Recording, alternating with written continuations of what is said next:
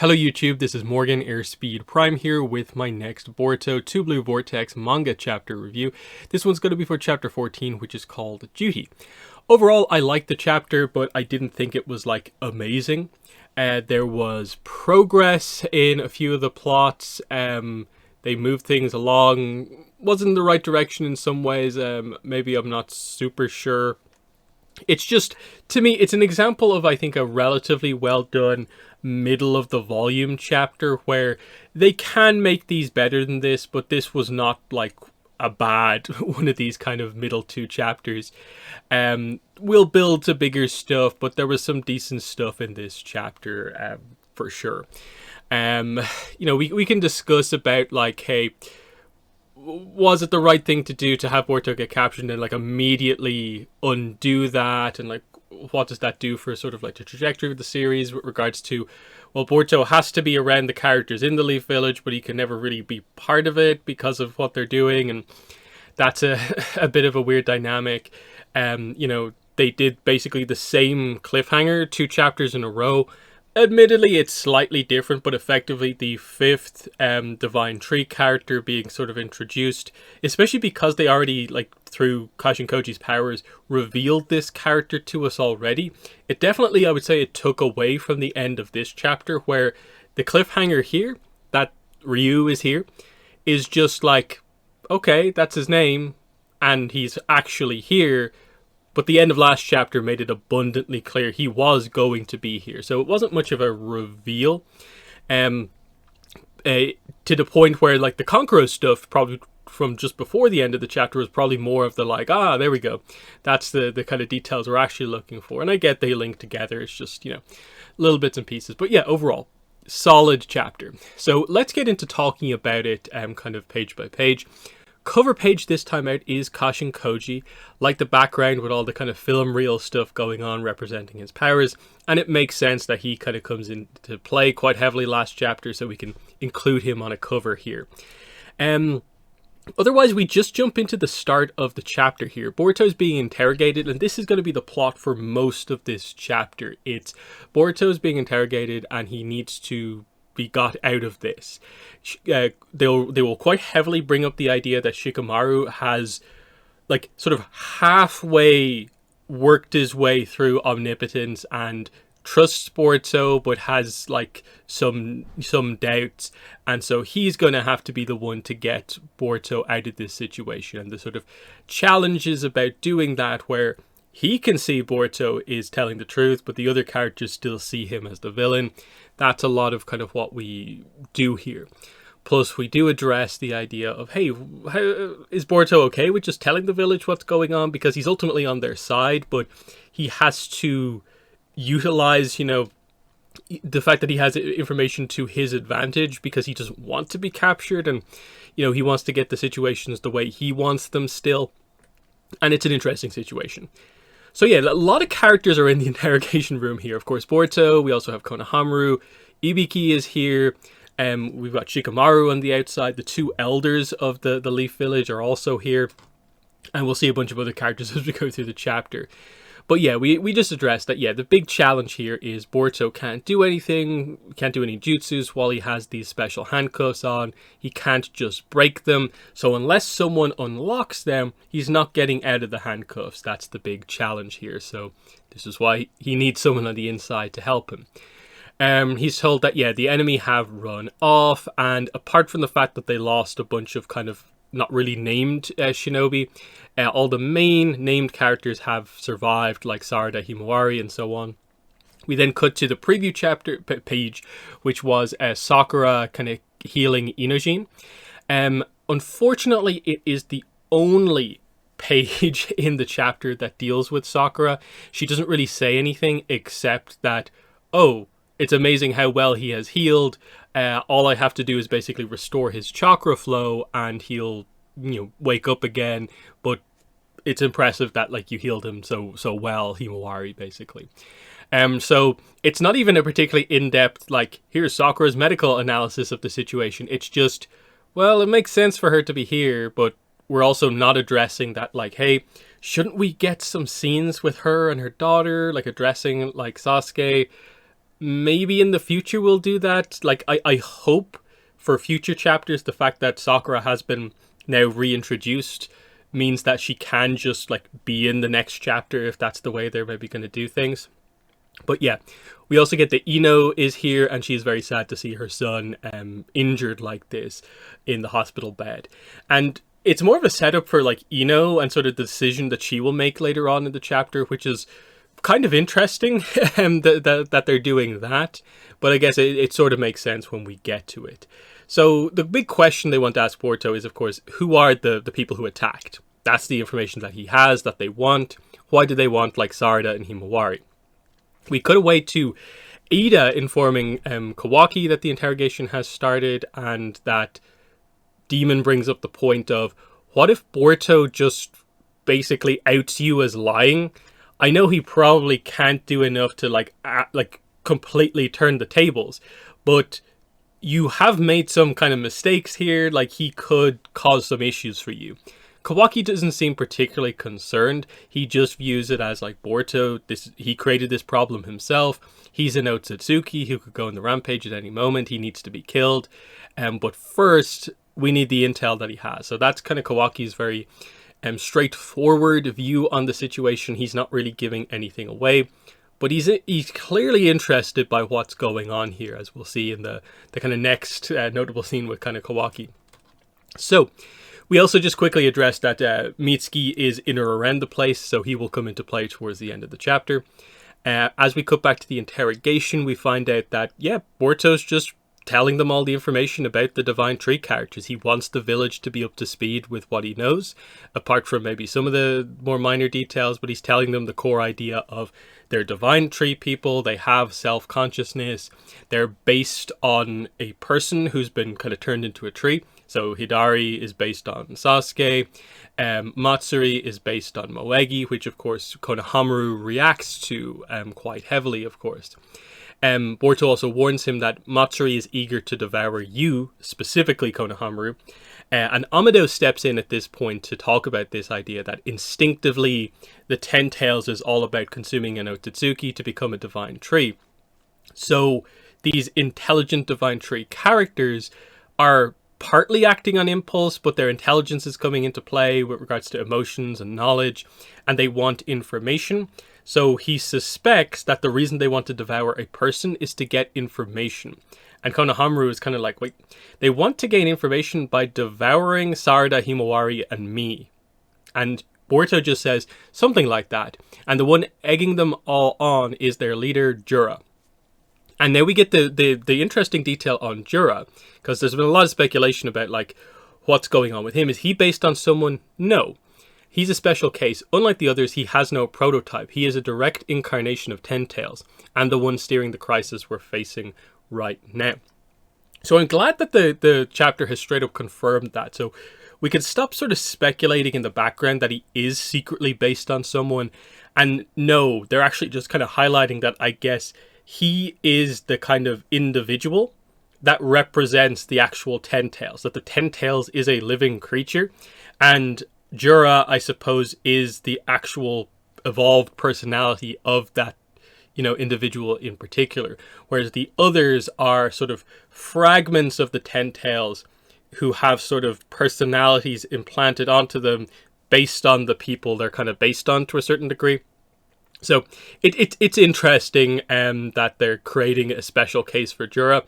It definitely makes it interesting to see, like, when, like, the fights all sort of play out. Clearly there is a way to free the people from the trees, but with him, it's, I suppose, just like, if you defeat him, does that defeat everyone? Like, is there a connection like that where if we somehow take him out before the others, does that kind of prevent the need for the others to be, taken out, that sort of deal? We don't know. So yeah, he just reiterates that, yeah, if we can defeat Jura, the planet would not be in danger anymore. That's the core thing. They then ask, hey, you've no evidence. Why should we trust you? Who told you this? How do you know this? And he's like, I have a source, but I can't reveal his identity. He doesn't want me to for his own safety. So he's protecting Kajin Koji. And because of that, they're not really into this. You don't have any evidence. You are a traitor to the village. Boruto just points out that, like, you want my intel? I'm alive because you want my intel? Like, hey. And the elders basically tell him not to get so cocky, that, you know, either way, he's not going to leave that room alive. And this prompts Shikamaru to come into play here, because he realizes the rest of the leadership of the village kind of do want Boruto dead here. So he's going to have to get him out of this situation. The other elder specifically asks, why did you lay a hand on Naruto, Lord Seventh? But basically, like, why did you kill him? So the answer to this is going to be quite interesting. But first, we get into Shikamaru's head as he reflects on basically like, wait, why am I thinking, watching this situation play out, that I need to protect Boruto? Why do I feel that he is Uzumaki Boruto? And he goes back through the previous discussion he had with Boruto. And it plays out kind of in the same way, except one of the lines of dialogue, a key part of the information is missing. It says, seeing as blank effect lies with Kawaki, I'd like to avoid making him feel cornered again. And the whole idea of you'll have to stay a fugitive. Are you okay with that? Yeah, that's fine. And he's like, wait, what lies with Kawaki? Why don't I know that? And why do I trust Boruto? I don't know, but I am convinced he is Uzumaki Boruto. I have the memory of deciding that I believe that. So it's the interesting thing with omnipotence of, we know from a bunch of chapters ago that it like course corrects. If you start to have a doubt, the way the power works is that it will try to kind of erase that doubt and get you back to the way the kind of truth is meant to be. But it seems like with Shikamaru, he has constructed such a, I suppose, logical reason to trust Boruto that it can't erase all of the information enough that it fully makes him lose the doubts. So it very much is becoming apparent here that Shikamaru has, at least I think mostly at this point, seen through the omnipotence, but it's still working in that way. It doesn't seem to be a thing where there's just a moment where you just shatter through it and it all becomes a reality. Even with Sasuke, I think when we got some of the flashbacks, it was clear that he directly super trusts Boruto, but he is still affected by omnipotence. So this is an interesting dynamic where any character who is going to maybe have to, you know, see through the omnipotence, see through the lies and their own memories, is going to have to make this same kind of tough situation where they're going to have to really construct these kind of situations where it's like, no, logically I believe him because of this, and this. Whether it be someone like, say, a Shikamaru through like this kind of logical sequence of events, or the really strong feelings associated with the reason why Sasuke believes Boruto in relation to, you know, like Sarada activating the Mangekyo Sharingan because she trusts Boruto so much effectively in the situation. It'll be interesting to see this kind of going forward, because Amado, we also had a teaser like from a bunch of chapters ago that he might be able to kind of logic his way through this as well. He already suspects as well that Boruto is that Kawaki is who he needs, not Boruto, even though in his head he thinks it's Boruto who he needs to get to resurrect his daughter. But yeah, he accepts this premise, and so everything falls into place for Shikamaru, and that means that he can't let Boruto die right here. Boruto then reveals, I didn't kill him. Lord Seventh is alive, his wife too. They're both somewhere safe. And everyone is super surprised by this, of course, because this is something where it's like, oh, is he going to out Kawaki here and like actually go on and say this is what actually happened? But no, he refuses to say anything more than that. He doesn't clarify like, where are they, why do they need to hide? I'm not telling is what he says. And so he just says, I don't intend to reveal anything to you. I haven't told a single lie, which is the truth. He didn't kill Naruto. Lord Seventh is alive, yes. Hinata is alive too. And they're both somewhere safe, yes. He just didn't reveal every single thing he knows about the situation or out Kawaki as like the one actually behind it. The 3 things he said, or 3 or 4 things he said, are actually all true. So that's interesting. Ibiki then takes over the interrogation. He's going to start to kind of beat up, kind of torture Boruto to get the information out of him. At this point, Shikamaru communicates with Ino via mind transmission to try and basically get her to bring Boruto into their call. With the idea from later on in the chapter, I think, being that Shikamaru can kind of solve this problem by just, through the mind connection, revealing the code to Boruto's handcuffs to him. That would be the most simple way to do it. Sure, Boruto, I think, is going to have a tough time maybe entering the code, but he can maybe off the corner of a desk or something like that, enter the code somehow secretly. He would find a way, I guess. So if he can relay that secretly to Boruto, it solves his issue effectively. They can just sort of go away, and the second Boruto's left by himself, he can probably sort that out. The problem that happens here is that Ino is beginning to doubt Shikamaru because she views it as Shikamaru for some reason has randomly decided to start helping Boruto, and she doesn't like having to sort of personally kind of do these secret kind of mind transfer calls to Boruto when it's against regulations of the village. Like, it has to be reported, but Shikamaru wants to keep it a secret, and she's worried about him, is what she says. He just says, "I'm not ordering you as Hokage, but as friend." But she then looks at Inojin and makes her mind up of like, cool your head, Shikamaru. This can't keep happening. It needs to stop. I'm sorry, but I can't do this anymore. And she ends the transmission. So Shikamaru can't just give the information this simply. So this is kind of interesting in terms of like, okay, I get that, where Ino has not had the same sort of connection in a way to Boruto, to where she would have the doubts would start to creep into her mind. If there is anything with Ino, it's probably the sort of like connection on top of that of she would be doubting things because she's seeing her close friend Shikamaru, who she trusts and cares about so much, making these kind of odd choices, and that's maybe making her question what is or isn't true. But for now, that's not strong enough to make her also go down the exact same path. So she has made the decision to not help him here. Maybe partly because she thinks that in sort of aiding Boruto, she's maybe aiding the situation that kind of got Inojin injured, and that's part of the problem here. But they don't really delve into it kind of too much. They seem to be setting up the idea of it might be tricky going forward for Shikamaru to keep his own secrets and act up with everything happening, for him to be the ally to Boruto within the village. And, you know, which web of lies is going to fall apart kind of sooner is sort of the idea that they're going for.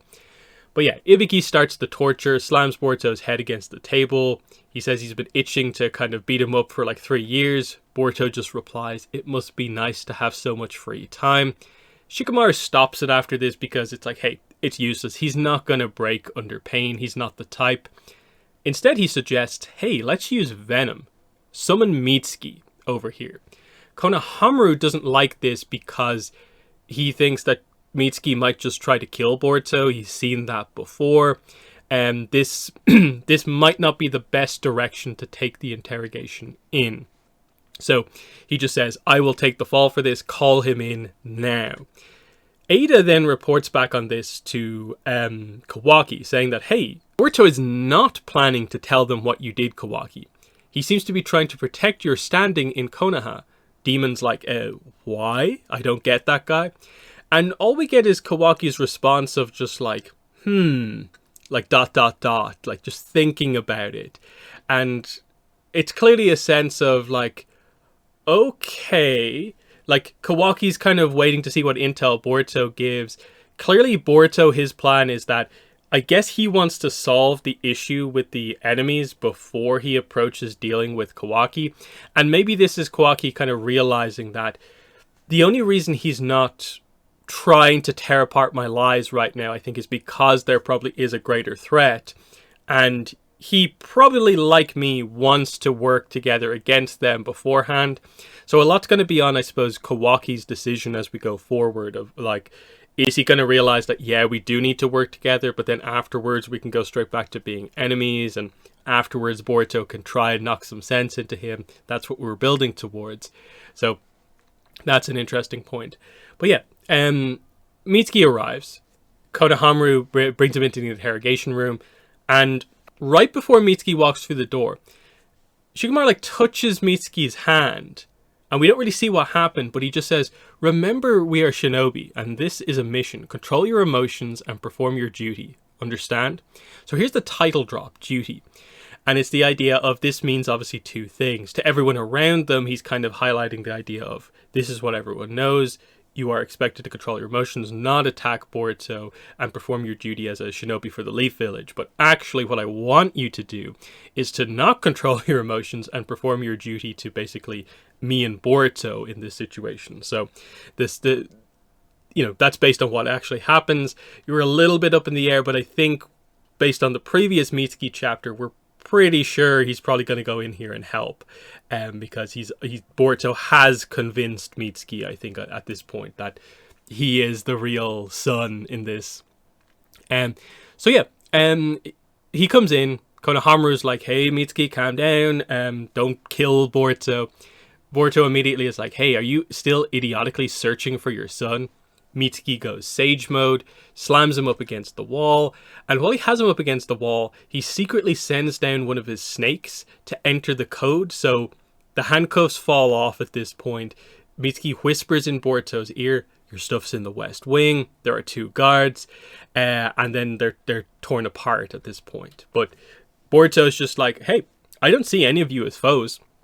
I'm even okay sharing intel as needed, which I'll decide. And how you use it will be entirely up to you." And so, yeah, he just flying Raijin Jutsus away. And Konohamaru then starts to think about, like, what happened here?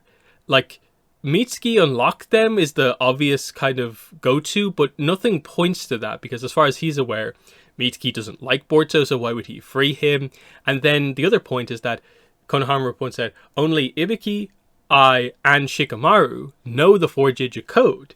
And Mitsuki has no reason to help him, so that doesn't seem to fit. So he sort of discards that as his like theory that Mitsuki is behind this.